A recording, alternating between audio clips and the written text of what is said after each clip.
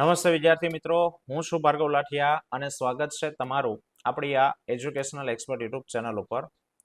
મિત્રો, ધોરણ 8 ની અંદર વિષય ગુજરાતી, જેમાં સ્વાધ્યાય પોથીમાં ચેપ્ટર 1 બરાબર, આ તો ઈશ તણો આવાસ, જેનું આપણે સોલ્યુશન આપણે કરીએ છીએ, જેનો એક વિડીયો ઓલરેડી આપણે મૂકી દીધો છે બરાબર. જો તમે ન જોયો હોય તો નીચે લિંક આપેલી છે, ત્યાં જઈને તમે જોઈ શકો. ચાલો, આજે આપણે વાત કરવાના છે સ્વાધ્યાય પોથીની અંદર પ્રશ્ન નંબર 7 થી બરાબર, ત્યાં સુધીનું આપણે જોવાઈ ગયેલું છે.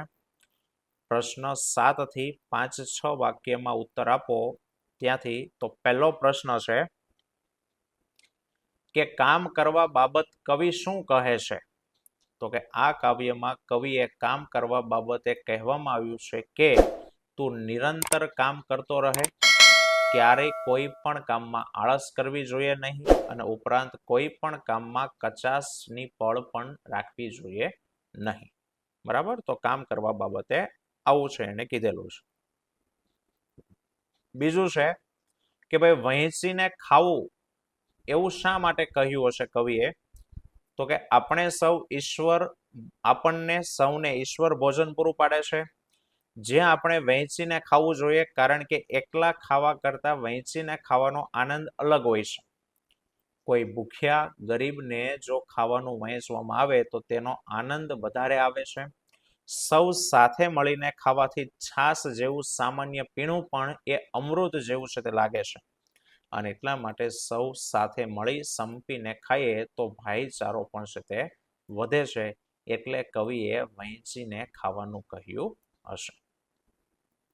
ચલો, હવે આપણું વ્યાકરણની વાત કરીએ તો કહે છે કે ભાઈ આપેલા શબ્દોનો અર્થ દર્શાવતી કાવ્ય પંક્તિ કાવ્યમાંથી શોધીને લખવાની. જેમ કે જગત, તો આ જગત શબ્દનો અર્થ આવતો એવી કાવ્ય પંક્તિ કાવ્યમાં કઈ આપી છે? તો કે આ તો ઈશ તણો આવાસ. રેડી? તો એવી રીતના શબ્દ છે સંતોષ, તો સંતોષની પંક્તિ એવી થાય કે એ પીરસે તે ખાતું, રસથી એ આપે તે લે. સમભાવ, તો સમભાવ માટે એના જનને તારા ગણીને એ રાખે તેમ રહે. પ્રવૃત્ત, તું નવરો નવ રેજે વહેજે. ધીરજ માટે તો કે તે અથરો નવ થાજે, જાવા નવ રેજે વળી ચોંટી. અને સંપ માટેની કાવ્ય પંક્તિ કે સૌ સાથે વહેંચીને ખાજે, રામની દીધેલી રોટી. બરાબર.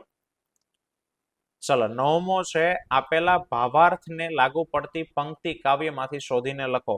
પહેલું છે કે તું એનો આમંત્રેલ મહેમાન છે, તો એ ભાવાર્થને લગતી પંક્તિ કઈ છે કે તું આમંત્રિત અતિથિ એનો. બીજું છે આ તો ઈશ્વરનું ઘર છે, તો કે આ તો ઈશ તણો આવાસ. ત્રીજું, એના માણસને તું પોતાના સમજ, એના જનને તારા ગણીને એ રાખે તેમ રહે. કાવ્યમાંથી શોધીને લખવાનું છે. તું હંમેશા કામ કરતો જ રહેજે, તું નવરો નવ રહેજે વહેજે.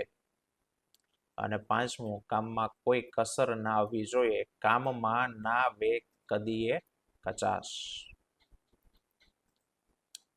ચલો, જોડણી સુધારીને લખવાની વાત કરે છે. આમંત્રિત, બરાબર મિત્રો, તો અહીંયા અસ્વાય આવશે ત્રીમાં.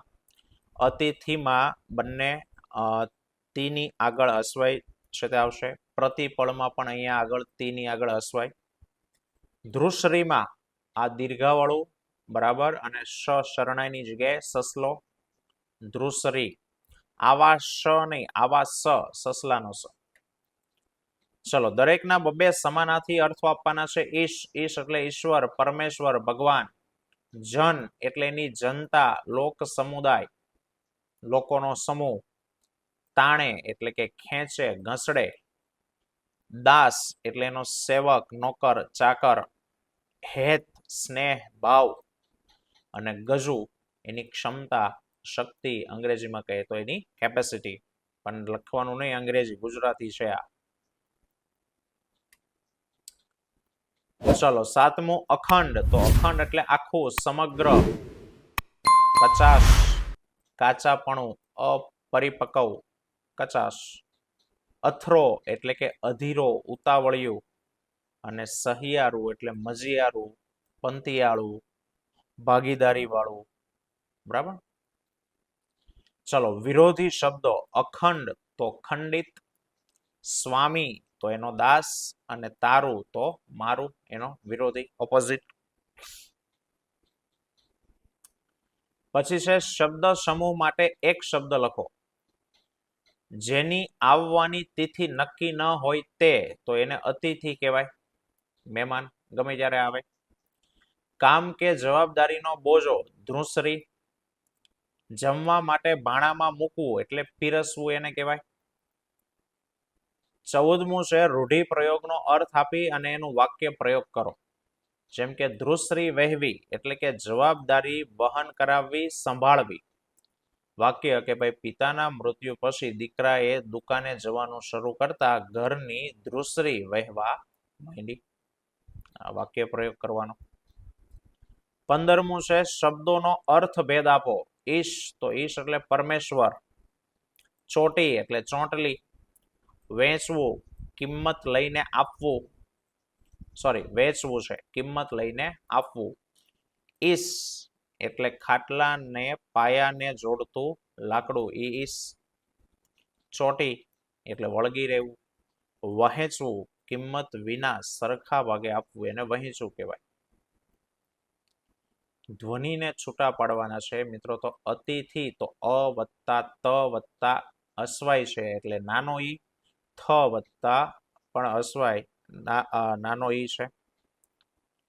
પ્રતિપળ તો પ વત્તા ર વત્તા અ વત્તા ત વત્તા ઈ, પ વત્તા અ વત્તા અળ.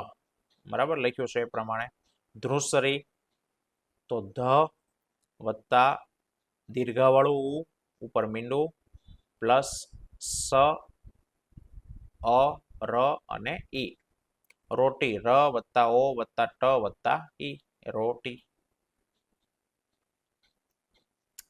નીચેના ધ્વનિઓને જોડીને શબ્દ બનાવો. બ્ર અ મ અ, બ્રહ્મ. આ મ અ ન ત ર ઈ ત, તો આનું આમંત્રિત. સૌધાસમ, શુદ્ધાસમ. સ અ હુ આને આધારે સહિયારી. 18મું નીચેના શબ્દોને શબ્દકોશના ક્રમમાં ગોઠવો. ક ખ ગ પ્રમાણે. બરાબર. તો પેલું ઈશ, ગજુ, દાસ, રસ, રામ, રોટી, સ્વામી, હાસ અને હેત. આ ક્રમ થશે. બીજા માટે અખંડ આવશે પેલા. અથરો, આમંત્રિત, આવાસ, કચાસ, તાણવું, ધ્રુસરી, નવ, પ્રતિપળ. ચલો મિત્રો, તો અહીંયા આ પૂરું થાય. નીચે કંઈક પ્રવૃત્તિ આપી છે એની પણ વાત કરી લઈએ. ઉદાહરણ વાંચો, સમજો અને બંધ બેસતા જોડ બનાવો. જેમ કે દાસ, સેવક. તો આવાસ એટલે ઘર, મહેમાન એટલે અતિથિ, ધુરા એટલે ધ્રુસરી, ઉતાવળું એટલે અધીરું અને ક્ષમતા એટલે ગજુ. વાક્યના રેખાંકિત શબ્દોના વાક્યનો અર્થભેદ સમજો અને આપેલા શબ્દોનો ઉપયોગ કરીને એવા બીજા વાક્ય બનાવો. જેમ કે ટીમ ઇન્ડિયાએ આજની T20 મેચમાં મહેમાન ટીમને ધૂળ ચટાડી. તો એને લઈને વાક્ય બનાવ્યું કે મહેમાન ટીમ સામે યજમાન ટીમે જોરદાર પ્રદર્શન કરી અને ટ્રોફી ઉપર કબજો કર્યો. ચાલો, તો અહીંયા છે દાસ સ્વામી. કે તો પેલું દાસ, ભક્તો હંમેશા ભગવાનના દાસ બનીને જીવે. સ્વામી, જે કરે એમાં શ્રદ્ધા રાખવી એ સેવકનો ધર્મ છે. હાસ્ય અને રુદન, બાળકનું હાસ્ય એ એકદમ નિર્દોષ હોય છે અને દીકરીને સાસરે જતા જોઈને પિતા હૈયા ફાટ રુદન કર્યો, તો રુદન. ધીરજ, ઉતાવળ, મનુષ્ય ગમે તેવી સંકટની પરિસ્થિતિમાં ધીરજ રાખવી જોઈએ અને ઉતાવળ કરવાથી થયેલું કામ પણ બગડી જાય. અખંડ અને ખંડિત, રામજી મંદિરમાં દરરોજ સાંજે 2 કલાક અખંડ રામધૂન ચાલે છે અને ભગવાનની ખંડિત મૂર્તિની પૂજા થતી નથી. ચલો, પછી કહે છે કવિતાને આગળ વધારો અને સ્વરચિત પંક્તિ ઉમેરો. આ તો ઈશ તણો આવાસ. સૌ કોઈ આવે, સૌ કોઈ જાય, લઈને ઈશ તણો પ્રસાદ, એ તો એની કૃપા તણો વરસાદ, આ તો ઈશ તણો આવાસ. બીજી પંક્તિ કહે છે નવરો નવ રેજે વહેજે, તું નવરો નવ રેજે વહેજે, કર્મ તણી નાવડીએ બેસી, ભવસાગર કરજો પાર, આ તો ઈશ તણો આવાસ. બરાબર. તો મિત્રો આ તો આપણો આ ટોપિક. આવતા વિડીયોમાં ફરી પાછા મળીશું. ત્યાં સુધી જય હિન્દ, જય ભારત.